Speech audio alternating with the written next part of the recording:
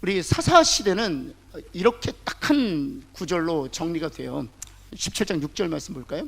이 한 구절로 사사시대가 정리, 이 사사기 전체 흐르는 내용을 한 구절로 정리하라. 그럼 17장 6절입니다. 한번 같이 한번 읽어볼까요? 시작. 그때에는 이스라엘에 왕이 없었으므로 사람마다 자기 소견에 옳은 대로 행하였더라. 사실 정확히 말씀드리면 왕이 있었어도 자기 소견 옳은 대로 행하였습니다. 여기서 중요한 것은 왕이 없었기 때문에가 아니에요. 여기서 자기 소견에 옳은 대로 행하였다는 것입니다. 여기서 왕이란 사울이나 다윗을 의미하지 않습니다. 실은 사울이 왕이었었을 때에도 자기 소견에 옳은 대로 행하였습니다. 다윗 역시 마찬가지입니다. 하나님께서 세우신 왕이었지만 여전히 자기 소견대로 옳은 대로 행했죠. 밧세바를 취하고 우리아를 죽이지 않습니까? 여러분, 여기서 왕이라는 것은 진정한 하나님의 왕되심을 이스라엘 백성들이 부인했다는 것입니다. 하나님의 왕되심을 이스라엘 백성이 부인했다. 그래서 왕을 그들이 요구한 것 아니겠습니까? 그래서 여기 왕이 없었다는 것은 하나님이 왕으로서 이스라엘을 통치할 수 없었기에 자기 소견이 옳은 대로 행하였다는 것입니다. 여러분, 오늘 새벽에 제가 잠깐 이 말씀 드렸는데, 이스라엘 백성들은요 법이 있었던 민족이었습니다. 이스라엘 백성들에겐 계명이 있었습니다. 그럼에도 불구하고 법이 있었고 계명이 있었음에도 불구하고 자기 소견에 옳은 대로 행했다는 것입니다. 법이 없었고 계명이 없었다면 자기 소견에 옳은 대로 행할 수밖에 없었죠. 없으니까, 기준이 없으니까. 그러나 하나님께서 모세를 통해서 기준을 주셨습니다. 여러분, 혹시 세계사 공부할 때 함무라비 법전에 대해서 얘기 듣잖아요. 왜 함무라비 법전이 중요한 줄 아십니까? 그 당시에는 기준이 없었기 때문에 그렇습니다. 함무라비 법전이 사실은 어떤 갖춘 법 체계가 아니에요. 그럼에도 불구하고 함무라비 법전을 높게 사는 이유는 기준이 없었을 때 기준을 만들려는 시도를 했었기 때문에 함무라비 법전을 위대한 법전이라고 얘기하는 것입니다. 어떤 시스템이 없었어요. 체계가 없었어요. 그런데 여러분, 함무라비 법전에 여러분 훨씬 뛰어난 체계, 시스템, 실은 오늘날 우리가 사용하고 있는 법보다 훨씬 더 체계 갖춘 법을 하나님께서 모세를 통해서 이스라엘 백성에게 주셨다는 것입니다. 그래서 이스라엘 백성들이 자랑한 것이 있었습니다. 이방 민족에게는 없고 우리들에게는 있는 것, 무엇? 율법. 이방 민족에게는 없고 우리들에게는 있는 것, 율법. 이 법과 이 시스템을 하나님이 주셨다. 그래서 정말 자랑스럽게 여겼어요. 율법을 가진 민족이라고 해서. 여러분, 율법이 있으면 뭐합니까? 율법이 있으면 뭐합니까? 자기 소견대로 행하는데. 이것이 바로 오늘을 살아가는 우리들의 모습을 보여주고 있어요. 우리는 여러분 훨씬 더 지금 이스라엘 백성들보다, 이 사사시대 이스라엘 백성들보다 훨씬 더 체계화된, 그리고 완전한 하나님의 말씀을 가지고 있습니다. 그럼에도 불구하고 자기 소견대로 한다는 것입니다. 자기 소견대로 신앙생활을, 여러분 삶을 사는 것은 괜찮아요. 여러분의 삶을 여러분이 소견이 옳은 대로 사는 건 괜찮아요. 뭐 자녀들 양육하고 뭐 괜찮아요. 여러분, 그런데 하나님을 예배하고 하나님께 기도하고 하나님께 헌물을 드리는 하나님과의 관계에서조차도 자기 소견에 옳은 대로 행한다는 사실입니다. 그것이 우리들의 모습이에요. 우리들의 모습이에요. 사사시대와 전혀 다를 것이 없는, 사사시대보다 훨씬 더 완벽한 체계의 말씀을 갖고 있음에도 불구하고 자기 소견에 옳은 대로 행한다는 것입니다. 그래서 교회에서 누가 이깁니까? 자, 아시면서 누가 이겨요? 목소리 큰 사람이 이깁니다. 목소리 큰 사람이 이깁니다. 여러분, 예전에 제가 이야기를 듣고 공감이 안 됐는데 지금은 100번 공감합니다. 여러분, 지방에서 남대문을 보고 온 사람하고 남대문을 보지 않고 온 사람하고 서로 남대문에 대한 설명을 했어요. 한 사람은 남대문을 보고 와서 설명했어요. 한 사람은 남대문을 보지 않고 자기 상상 속에서 남대문을 근데 거짓말한 거죠. 남대문 봤다고. 그 지방에 같은 고향에 있는 사람들이 누구 말 들었다고요? 안 보고 온 사람 들었다고. 왠 줄 아세요? 제가 그 이해가 안 됐어요. 아니, 보고 온 사람 말을 듣는 것이 당연한데 보고 오지 않는 사람 말을 듣는다. 왠 줄 아세요? 보고 오지 않은 사람이 말한 것과 한 번도 가보지 않은 사람이 남대문을 그리는 것과 일치하기 때문이에요. 여러분, 보고 온 사람들은 뭐라고 그럴까요? 생각보다 작아. 근데 보지 않은 사람들은 크거든요. 제가 고등학교 때 불국사 가서 너무나도 실망했어요. 국사책은 불국사가 너무 큰데 애기! 너무 작은 거예요. 저는 다보탑이 한 20층, 30층 석탑인 줄 알았어요. 조그매요. 3층 석탑. 여러분, 왜 우리 교회에서 자기 소견대로 옳은 대로 하는 것이 여러분 이렇게 세력을 얻는 줄 아세요? 말씀하고는 전혀 상관없이 자기 소견에 옳은 대로 행하는 사람들이 세력을 얻는 이유가 어딘 줄 아세요? 말씀을 전혀 모르는 사람들이 가지고 있는 생각과 거의 일치하기 때문이에요. 거의 일치하기 때문에.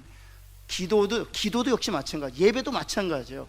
전혀 말씀을 알지 못하고 자기 소견이 옳은 대로 이 세상에 이방신을 섬기는 사람들의 그 이방신을 섬기는 방식대로 하나님을 섬기고 하나님을 예배하고 하나님께 기도하고 하나님과 관계를 맺는 것을 주장하는 사람들이 교회에서 세력을 얻는 이유는 하나님의 말씀을 모르는 사람들이 하나님에 대해서 가지는 생각과 일치하기 때문이에요.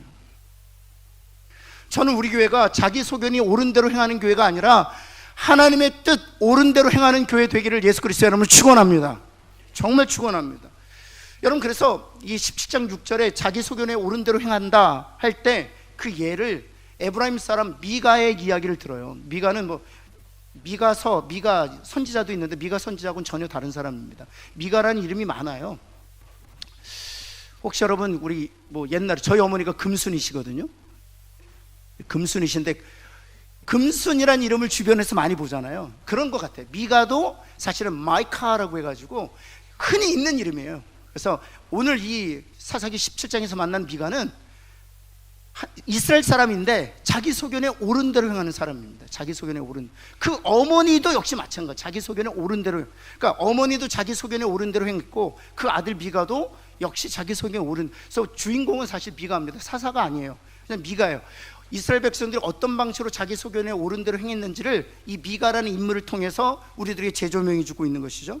첫 번째, 오늘 이 미가를 통해서 하나님께 경계하라고 말씀하시는, 경계해야 될 신앙을 무엇을 말씀하시냐면 혼합주의를 경계해야 된다는 것입니다. 한번 따라해 보세요. 혼합주의를 경계합시다. 한번 볼까요? 어떤 일이 있었냐 하면 이 미가라는 사람이 어머니로부터 은 1100세겔을 훔쳤어요.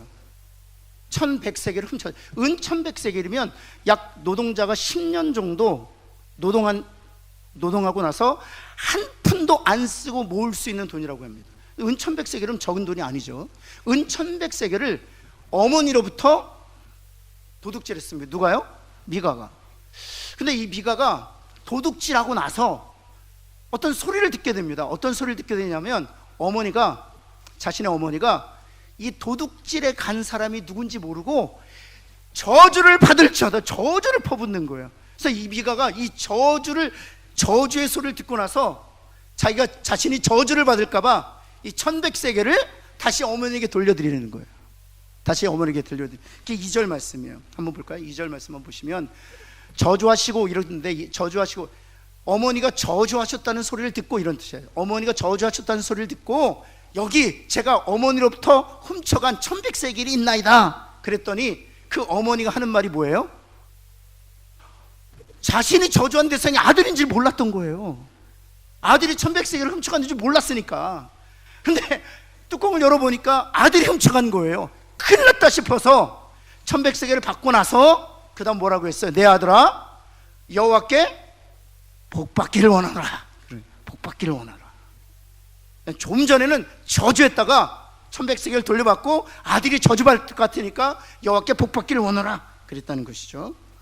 그리고 나서 여기서 끝이지 않습니다. 3절 한번 볼까요? 어머니가 하는 일이에요. 어머니가 내가 내 아들을 위하여 무엇을 만들었어요? 신상을 만들었어요. 신상을 만들었어요. 왜요?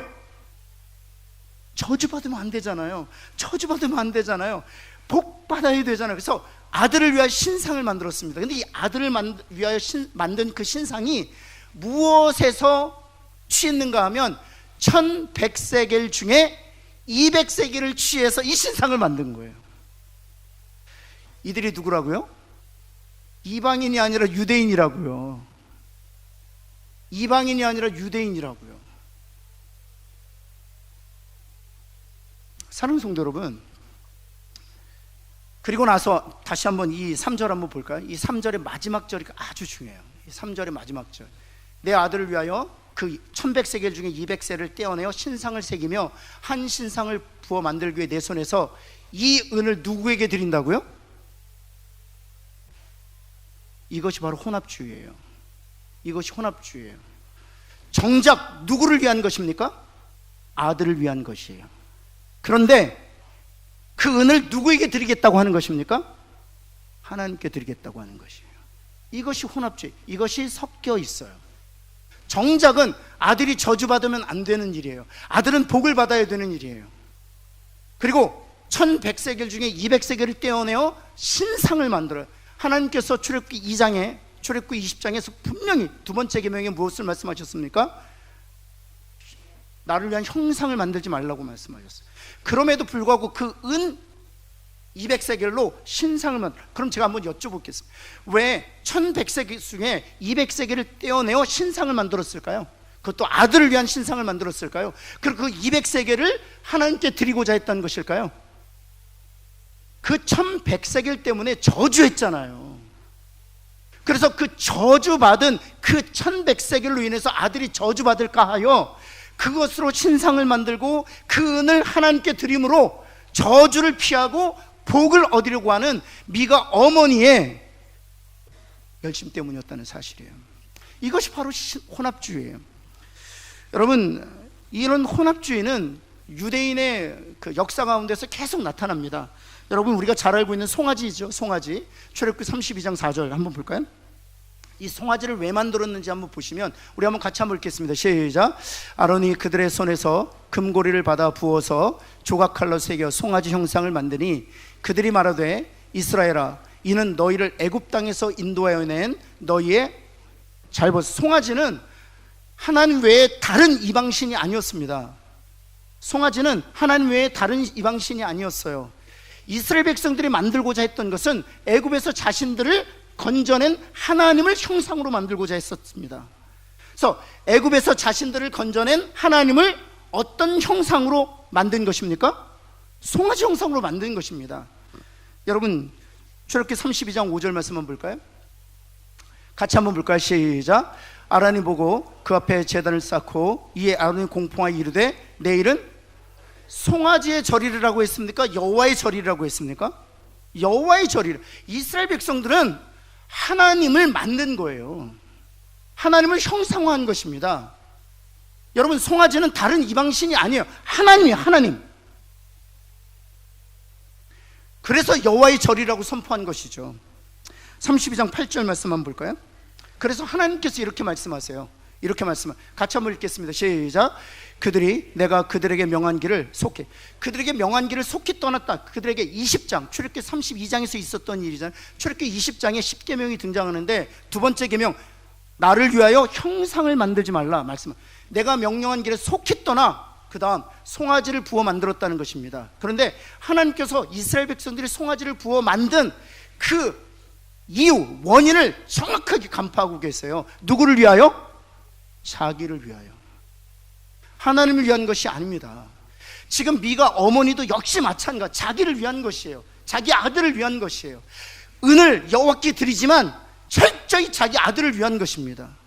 송아지를 만들었어요. 그리고 그 송아지에게 무엇을 했다? 예배했다는 것입니다. 한번 옆에 있는 분에게 한번 진지하게 한번 보시면서, 당신은 누구에게 예배하고 있습니까? 정말 저는 여러분에게 묻고 싶어요. 우리 스스로에게 한번 물어보세요. 나는 누구에게 예배하고 있는가? 나는 누구에게? 다시 말씀드립니다. 이스라엘 백성들은 하나님을 예배하고자 했어요. 그래서 여호와의 절이라고 선포한 것입니다. 그들은 하나님의 형상을 만들고자 했어요. 그래서 그들이 익히 애굽에서부터 잘 알고 있었던 송아지로 하나님을 형상화한 것이죠. 여러분, 이 지점에서 우리가 왜 하나님 형상을 만들지 말라고 했는가? 여러분, 송아지에도 하나님의 성품이 있습니다. 로마서 1장에 보면 만물에 하나님의 신성이 담겨져 있다 이랬어요. 왜냐하면 만물은 누가 만드셨습니까?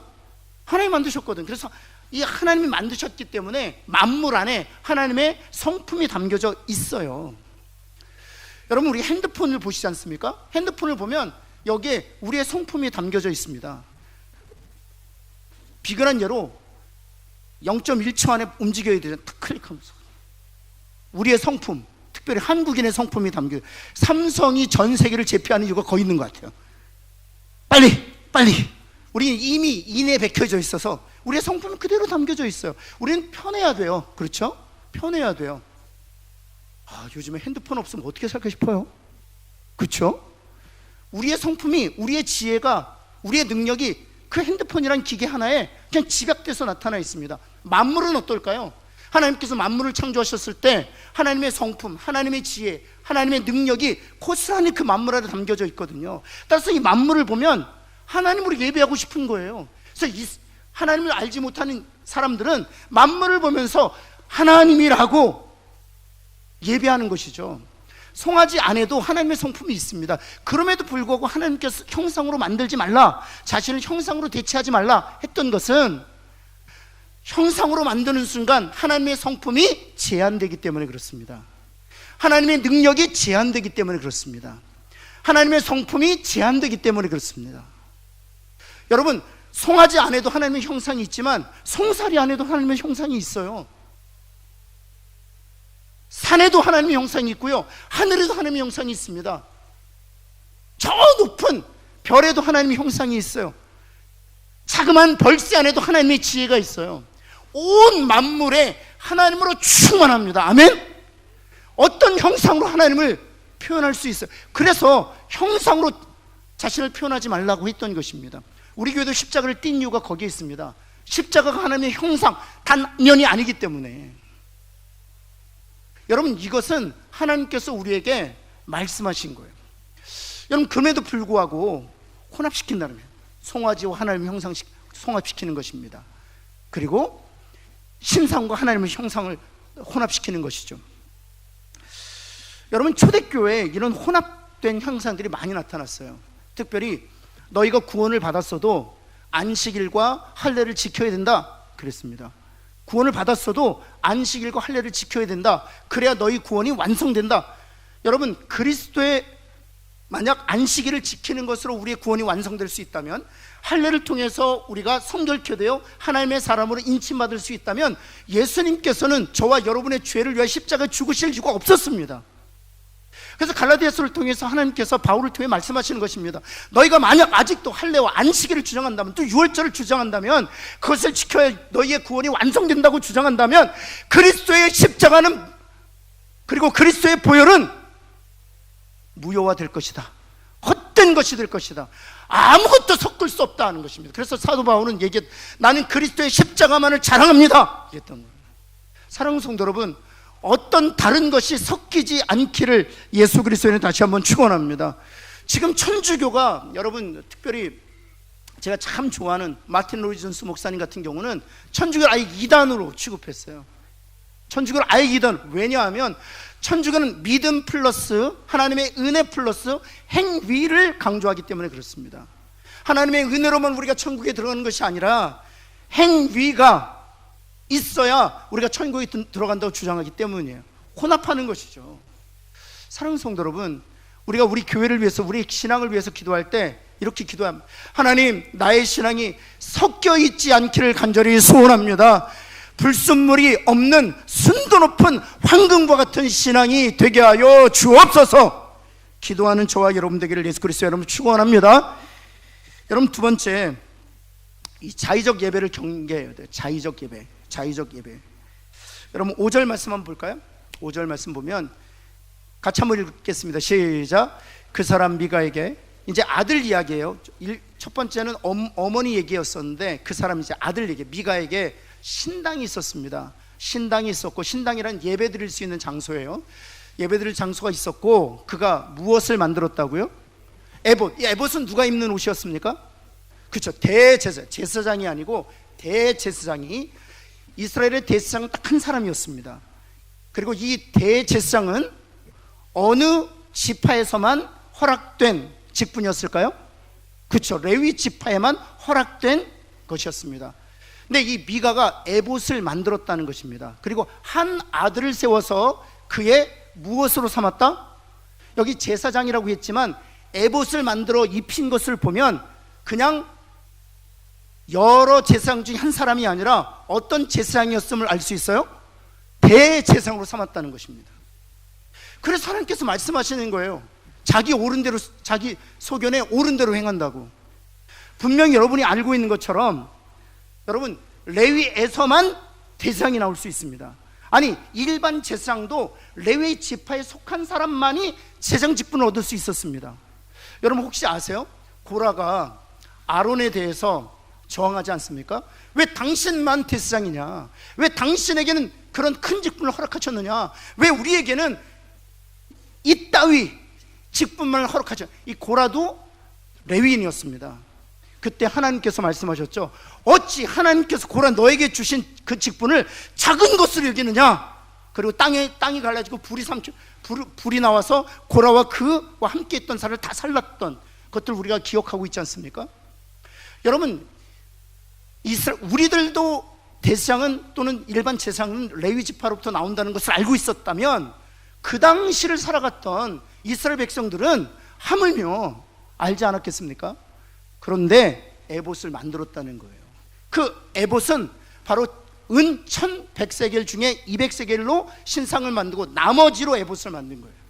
그리고 나서 자신의 아들 중에 한 사람을 대제사장으로 세웠다는 사실입니다. 그래서 한번 첫 번째 한번 볼까요? 미가는 자신 스스로 에봇을 만들었다. 이건 레위 사람들만이 만들 수 있었습니다. 그리고 레위 사람들만이 그 옷을 입을 수 있었습니다. 두 번째 한번 볼까요? 자신의 아들 중에 하나를 제사장으로 세웠다는 사실입니다. 여러분, 그런데 이 미가는 그러면 어느 지파 사람일까 궁금하지 않습니까? 17장 1절에 이 미가가 어느 지파 사람이라는 사실을 알아요. 어느 지파 사람이었습니까? 에브라임. 우리가 일전에 사사기 강의를 계속 들으셨던 분들은 에브라임은 항상 문제가 많아요. 옆에 있는 분에게 에브라임은 되지 말자 뭐랄까요? 꼭 문제를 일으키는 사람이 계속 문제를 일으켜요. 에브라임 뭐 때문에 문제가 있었습니까? 기드온하고 문제가 있었잖아요. 그 다음에 길랏하고 또 누가 문제가 있었어요? 있었잖아요. 자기 딸을 입다. 박수. 제가 쳐드릴게요. 여러분, 기드온하고 입다고 문제가 있었죠. 어떤 문제가 있었습니까?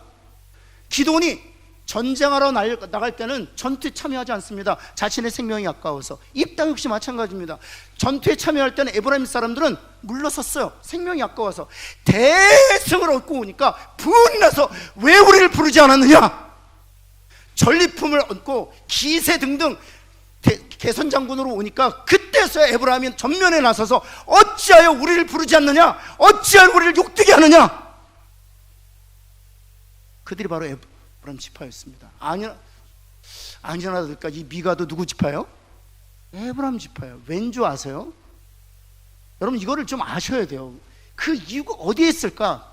에브라임의 아버지가 누굽니까? 에브라임의 아버지가 누구예요? 주일학교 교사들 계시죠? 제가 묻습니다. 에브라임의 아버지가 누굽니까? 요셉이잖아요. 에브라임과 므낫세의 아버지 요셉. 여러분, 이스라엘 백성들이 누구 때문에 생명의 구원을 얻었습니까? 요셉 때문에 생명의 구원을 얻었잖아요. 누구 때문에 애굽에서 번성하게 되었습니까? 요셉 때문이잖아요. 다른 형제들은 요셉 앞에서는 죽을 죄 지은 죄인이잖아요. 여러분, 에브라임이 기세가 등등한 이유가 있어요. 여러분, 우리도 그런 거 아세요? 우리도 그런 거 아세요? 제가 그 죄인이었어요. 제가 저희 아버지 백 믿고 저희 아버지가 목사님이었잖아요. 제가 친구들하고 싸우면 우리 아버지 목사다 막 친구들하고 멱살을 잡고 그랬어요. 우리 아버지가 이 교회 담임 목사다. 지금 보면 얼마나 그 친구들도 얼마나 저를 정말 불쌍히 여겼겠어요. 여러분, 에브라임이 왜 계속 문제를 일으키느냐? 자신이 요셉처럼 장자가 되고 싶었던, 요셉처럼 기득권을 누리고 요셉처럼 인정받고 싶었던 거예요. 요셉처럼 지도자가 되고 싶었던 거예요. 여러분, 남자들이 모이면 꼭 그런 사람들이 있습니다. 대접받고 싶어하는 사람들. 근데 우리 권사님들 중에는 없더라고요. 권사님들 섬기려고 하고. 그렇죠? 웃으시는 이유를 저는 압니다. 우리가 에브라임 같아서는 안 돼요. 옆에 있는 분에게 에브라임 같지는 말자 한번 하실까요? 여러분, 왜 미가가 신당을 세운 것입니까? 왜 미가가 에봇을 만든 것입니까? 왜 레위 지파에게만 허락된 그 대제사장을 미가가 자신의 아들에게 에봇을 입혀서 대장을 삼은 것입니까? 역시 마찬가지 이유예요.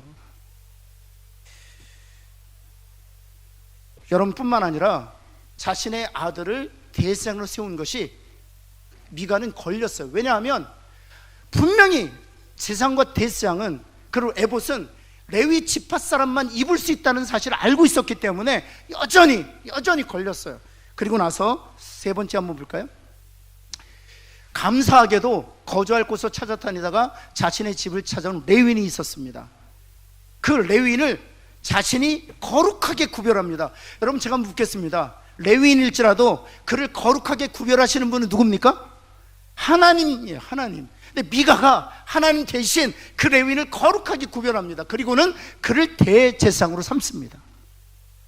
여러분, 한번 17장 7절이 바로 그런 내용이에요. 17장 7절 한번 볼까요? 유다 가족에 속한 유다 베들레헴 한 청년이 있었으니 그는 어떤 사람이라고요?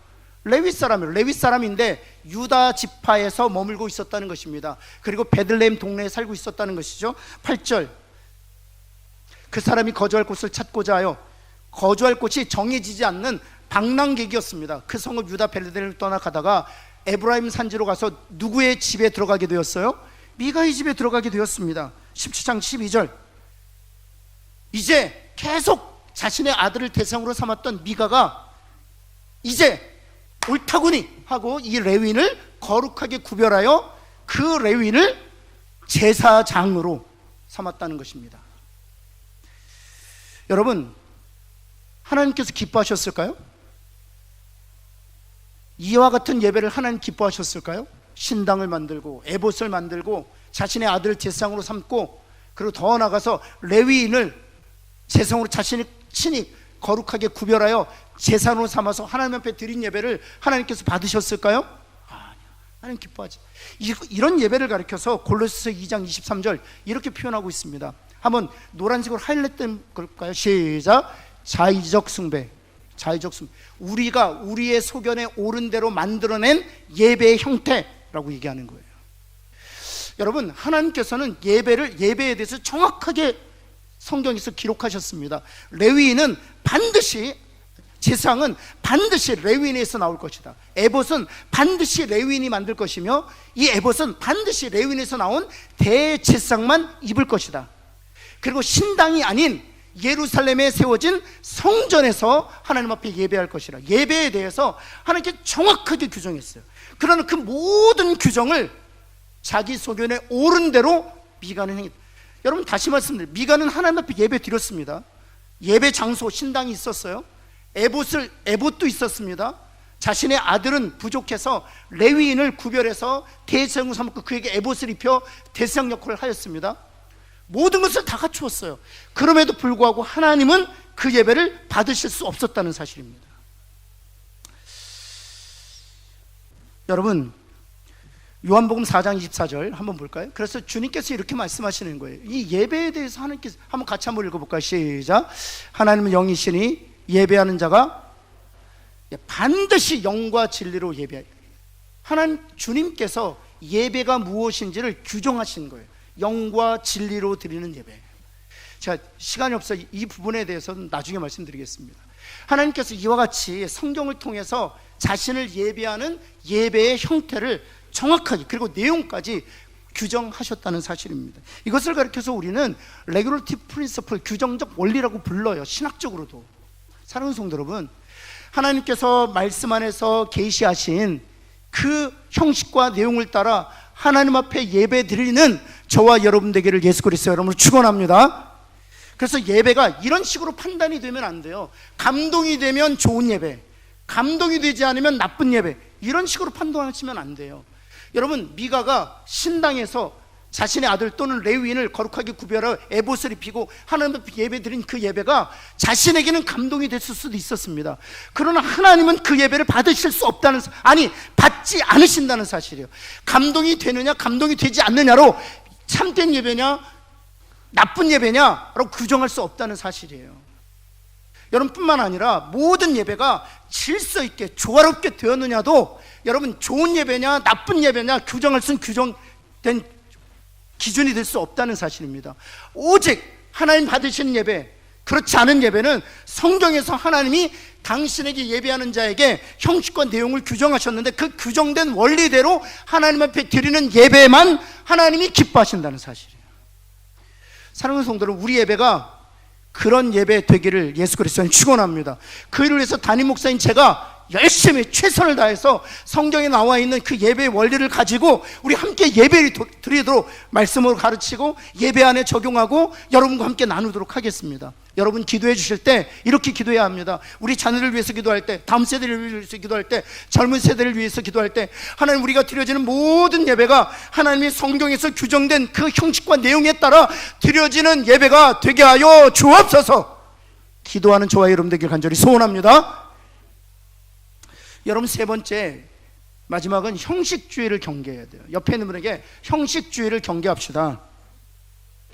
이미 우리가 살펴보았지만 첫 번째, 무엇을 만들었어요?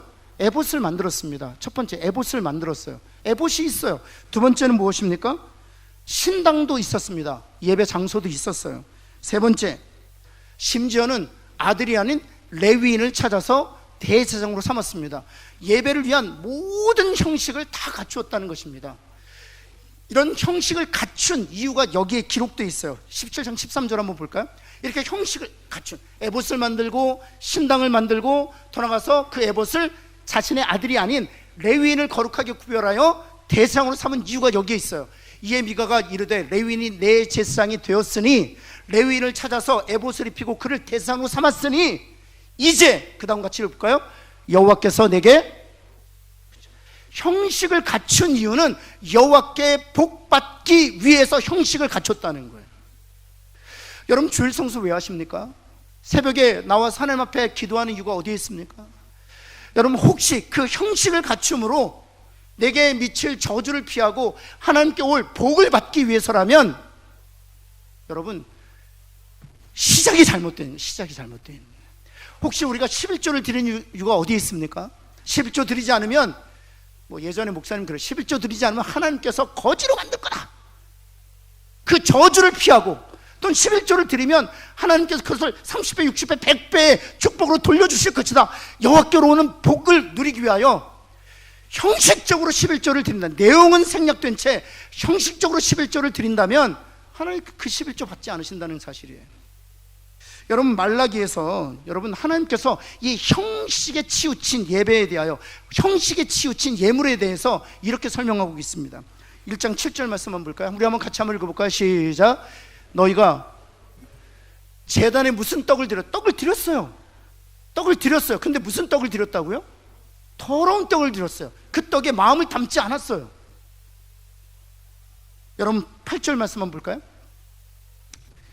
너희가 희생제물을 드렸습니다. 희생제물을 드렸는데 어떤 제물을 하나님 앞에 드렸어요? 눈먼 희생제물을, 여기 눈먼 희생제물이란 내 양 중에 눈이 멀어서 쓸모가 없게 된, 그 쓸모가 없게 된 그 양을 희생제물 하나님 앞에 드렸다고요. 저는 것, 더 이상 생산 가치가 없게 된 것, 병든 것, 생육할 수 없는 것들, 새끼를 베었고 낳을 수 없는 것들을 하나님 앞에 희생제물로 드렸단 말이죠. 철저히 형식주의죠. 형식주의. 희생제물을 드리면 저주를 피하고 복을 얻을 수 있다는 형식주의에 입각한 예배였었죠. 1장 9절 말씀 한번 볼까요? 말라기 같이 한번 읽겠습니다. 시작. 만군의 여호와가 이르노라. 너희는 나 하나님께 은혜를 구하면서 우리를 불쌍히 여기소서 하여 보라. 너희가 이같이 행하였으니 내가 너희인 줄 하나인들 뭐예요? 받겠느냐.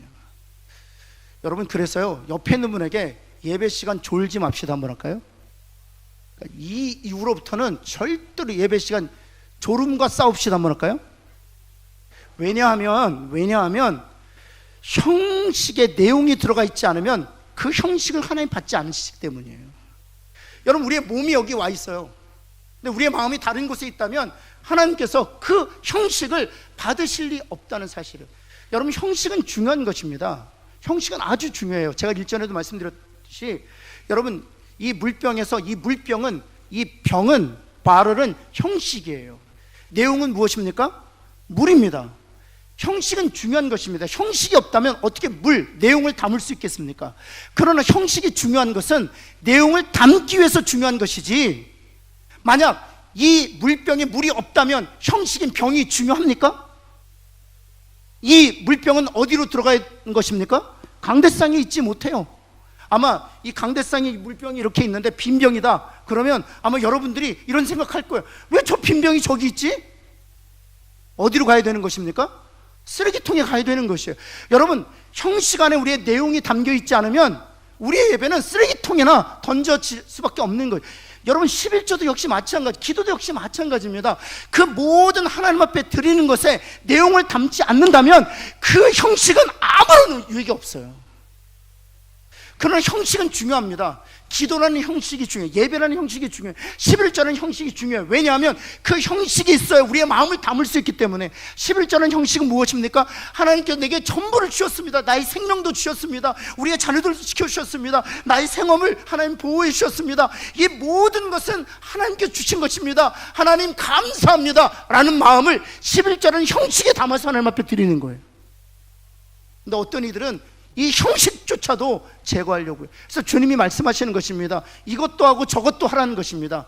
내용을 형식에 담으라는 거죠. 더 정확히 말씀드리면 예배는 형식이 중요합니다. 목사님 그냥 집에서 영상 보고 예배 드리면 되죠. 왜 모이는데 힘써야 되나요? 주님이 분명히 말씀하셔서 모이기를 패하는 어떤 사람들의 습관 같이 하지 말고 오직 그날이 가까움을 볼수록 더욱 그리하라 말씀하셨습니다. 그래서 그 말씀을 따라 우리가 모여서 예배 드리는 것입니다. 왜냐하면 모여서 예배 드리도록 하나님께서 예배를 규정하셨기 때문이에요. 사랑하는 성도 여러분, 우리 교회가 더욱 힘써 모이는 교회 되기를 예수 그리스도의 이름으로 축원합니다. 영과 진리로 예배 드린다는 것은 무엇입니까? 우리의 온 마음을 다해서, 우리의 온 정성을 다해서, 우리 힘을 다해서 드리는 예배가 영으로 드리는 예배요, 진리란 예수 그리스도가 증거되고 선포되고 고백되어지는 예배가 바로 진리로 드려지는 예배거든요. 따라서 예배 시간에 졸면 안 돼요. 딴 생각해서는 안 돼요. 집중해야 돼요. 우리의 온 마음을 드릴 수 있어야 돼요. 하나님께서 그리스도를 통해서 내게 주신 그 놀라운 은혜를 생각하면서 하나님 앞에 온전하게 마음을 드려야 돼요. 그런 저와 여러분 되기를 정말 예수 그리스도의 이름을 간절히 축원합니다. 여러분, 그래서 정말 우리 교회는 형식만 남은, 껍데기만 남은 교회가 아니라 형식 안에 내용이 충만하게 차 있는, 그래서 형식보다 내용으로 해서 은혜 받는 그런 교회 되기를, 그런 신앙인들 되시기를 예수 그리스도에는 다시 한번 축원합니다.